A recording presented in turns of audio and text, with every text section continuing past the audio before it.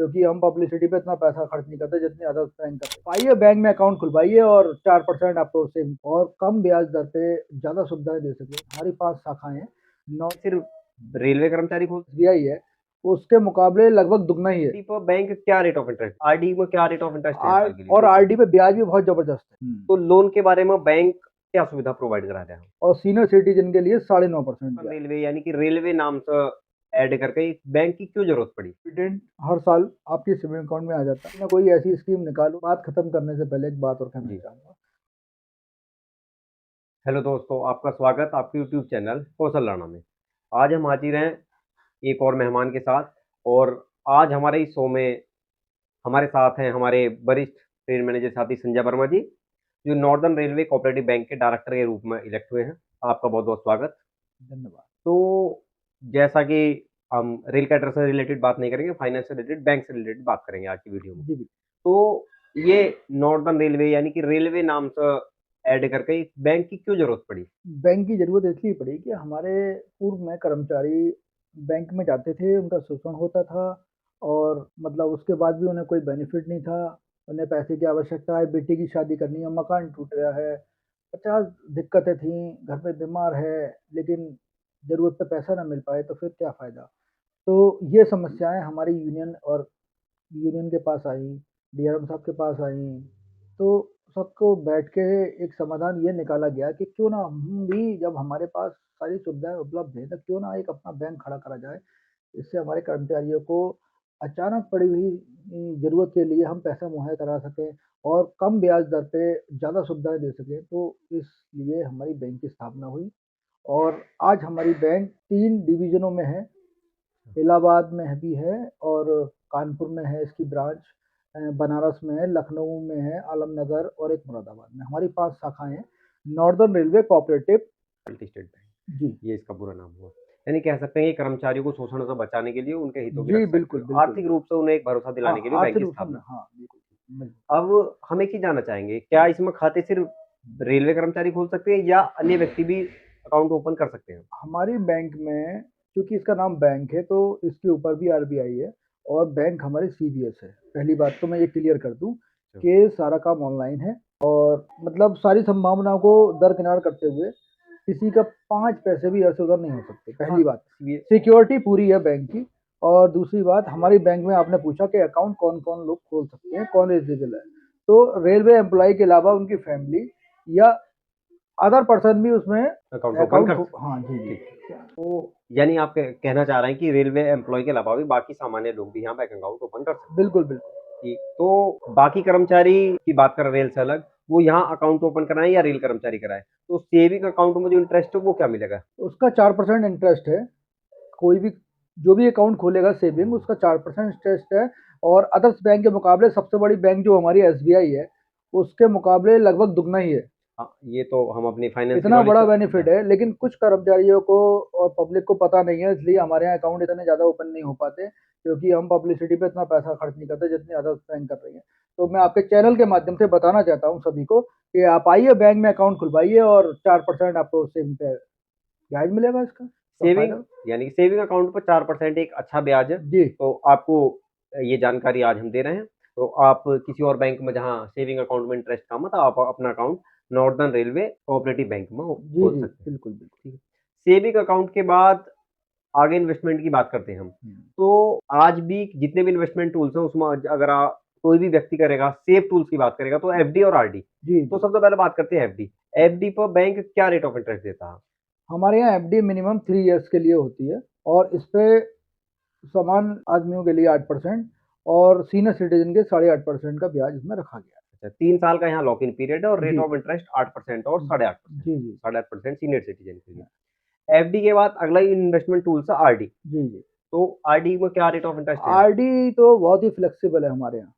आप मिनिमम 1 साल के लिए भी आरडी खोल सकते हैं। अच्छा, एफडी 3 साल के जी लिए जी जी। और आरडी 1 साल के लिए। और आरडी पे ब्याज भी बहुत जबरदस्त है। 9% ब्याज है आरडी पे और सीनियर सिटीजन के लिए 9.5% ब्याज। यानी कि एफडी से पूरा पूरा 1% हाँ, ज्यादा आपको 1 साल के लिए पैसा रोकना है, अपना 1 साल बाद शादी ब्याह करनी है, आपके पास पैसा रखा हुआ है, आप करिए, आरडी करिए, आप 1 साल का आप 9% का ब्याज उठाइए। और हमारे यहाँ जितने कर्मचारी रिटायर होते हैं, वो इधर उधर न जाके सब अपना पैसा आरडी एफडी में जमा करते हैं। और इसका भरपूर फायदा उठा रहे हैं लोग। नॉर्दर्न रेलवे कोऑपरेटिव बैंक में जब रेलवे नाम जुड़ा हुआ, थोड़ा सा अटैचमेंट तो रेल कर्मचारियों का बिल्कुल रहता ही होगा। बिल्कुल। तो अब ये तो हो गई इन्वेस्टमेंट की बात। जी। अब उसके बाद आती है कर्मचारी को पैसे की जरूरत, यानी लोन। हम्म। तो लोन के बारे में बैंक क्या सुविधा प्रोवाइड करा रहे हैं? देखिए, हमारे यहाँ जो लोन दिया जाता है वो पर्सनल लोन दिया जाता है। चक्कर ये है कि दरअसल बात ये है कि आरबीआई ने हमारे हाथ बांध रखे हैं, कुछ रूल क्योंकि रेगुलेशन। अगर हमारे हाथ खोल दिए जाएंगे तो हम इतनी सुविधा दे देंगे अपने कर्मचारी को कि ज़्यादा बैंक में तो कर्मचारी जाना ही बंद कर देगा। इसलिए हमारे बैंक में पर्सनल लोन दिया जाता है, जिसका इंटरेस्ट रेट 13% है। इसमें कंडीशन है कि आपको 2 अपने साथी एम्प्लॉय को जमानत के तौर पे एज ए गारंटर देने पड़ते वो हैं। रेलवे एम्प्लॉय ही हाँ, होंगे वो भी सेफ है, क्योंकि इसमें हम जो लोन देते हैं वो उसका पीरियड जो होता है वो 10 साल का मैक्सिमम अच्छा, होता है। मैं जहाँ तक जानता हूँ, जी। ज्यादातर बैंक पर्सनल लोन 5 साल के देते हैं, यहाँ 10 साल के लिए पर्सनल लोन। जी, बिल्कुल, बिल्कुल। 5 से 6 साल हम देते हैं, कोई भी बैंक में चले मैक्सिमम जाइए आप, 10 साल तक ले सकते यहाँ हैं। 10 साल तक। आपको सुविधा के अनुसार अपना जैसा चाहें, 10 मैक्सिमम 10 साल है। मेरा अगला सवाल इससे जुड़ा हुआ जी। कि पर्सनल लोन में कटौती जी होती है हाँ। कोई, तो किस जी, मद में होती है इसमें अगर 10% कटौती होती है, जिसको हमने 3 श्रेणी में बाँटा है। जी 1% शेयर में जाता है। जी शेयर में आपका डिविडेंड हर साल आपके सेविंग अकाउंट में आ जाता है। जब हमारी एजीएम होती है, हमारी बैंक को जैसे 107 साल हो चुके हैं। हाँ इस बार 8 मई में हम मनाने जा रहे हैं, 108वां वर्ष मना रहे हैं। सफलतापूर्ण वर्ष है और हमारी बैंक लगातार बढ़ती चली जा रही है। तो इसमें डिसाइड होता है लगभग 9% 10% के आसपास रहता है। हमने 9% 10% तक डिविडेंड बाँटा है। सभी और फाइनेंशियल संस्थाओं की तरह एजीएम जी, जी, में जी। निर्णय दिया जाता है कि कितना हाँ, डिविडेंड दिया हाँ, हाँ, जाएगा। वो हमारे प्रॉफिट का हिस्सा होता है। जैसे जी बैंक जी हमारी तरक्की करती है, तो उस प्रॉफिट को हम अपने कर्मचारियों में बाँटते हैं।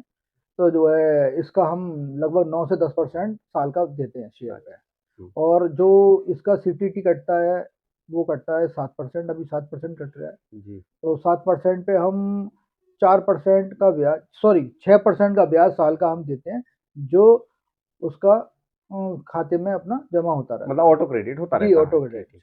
फिक्स है उसका और 6%। तीसरा पार्ट इसका वो वेलफेयर फंड है 2%। इस हिसाब से उसका 1, 7 और 2, दो 10 टोटल 10% 10% हो का गया। डिडक्शन हो हम गया। वेलफेयर फंड में डालते हैं, जिससे हमारे जो जमानती होते हैं, जो 2 जमानती लोन में लगाए जाते हैं, वो जी सेफ रहते हैं। अगर किसी लोन की डेथ हो जाती है, तो हम उस वेलफेयर फंड से, जिसको हम साधारण भाषा में इंश्योरेंस कहते हैं, जी जी लेकिन वो होता है वेलफेयर फंड है। तो हम उस वेलफेयर फंड से वो शेयर सीटीडी का पैसा जमा करने के बाद जितना भी अमाउंट बचता है, वो दोनों जो उसका पैसा होता है कर्मचारी का, वो जमा करने के बाद जो अमाउंट बचता है, वो हम वेलफेयर फंड से जब बाकी जमा कर देते हैं। और हमारे जो गारंटर होते हैं वो सेफ बच जाते हैं, उन्हें कोई पैसा देने की जरूरत ये अब हमने इस सेविंग अकाउंट की बात करी, नहीं। जी, एफडी, आरडी, पर्सनल लोन। तो क्या बैंक जैसा रेलवे कर्मचारियों के हितों की सुरक्षा पहला उद्देश्य है, तो क्या बाकी कोई वेलफेयर स्कीम बैंक अलग से चलाता है? जी, जी, महामंत्री हमारे इस विषय में बहुत गंभीर हैं, माननीय शिव गोपाल मिश्रा जी, मंडल मंत्री जी। वो कहते हैं कि कोई ना कोई ऐसी स्कीम निकालो जिससे हमारे कर्मचारी का तो भला हो, उनके फैमिली बच्चों का भी पढ़ाई में या आगे बढ़ने में सहायता हो। तो हम जो है हर साल एजुकेशन अवार्ड बाँटते हैं। अच्छा, एजुकेशन अवार्ड जी, जी, जी। रेलवे एम्प्लॉय के लिए। जी, बिल्कुल, बिल्कुल। जी, जो उनकी फैमिली। एफडी वगैरह कराते हैं, उनके बच्चों को तो नर्सरी से देते हैं हम 5-5 हज़ार, मैक्सिमम 2 बच्चों के लिए देते हैं। यानी 10,000 रुपए अमाउंट हर साल देते हैं। जी जो भी हमारे यहाँ एफडी कराए वो अपने बच्चों के लिए हर साल अच्छा अपना, हाँ, जी बिल्कुल। और जो लोनर हैं हमारे, जो लोन लेते हैं, उन्हें हाई स्कूल, इंटर और हायर एजुकेशन के लिए अवार्ड दिए जाते हैं, जिससे बच्चों की पढ़ाई में आसानी हो, फीस-वीस की अपने बाहर का खर्चा उठा तो सकें। वो कितने स्टूडेंट्स को दिया जाता?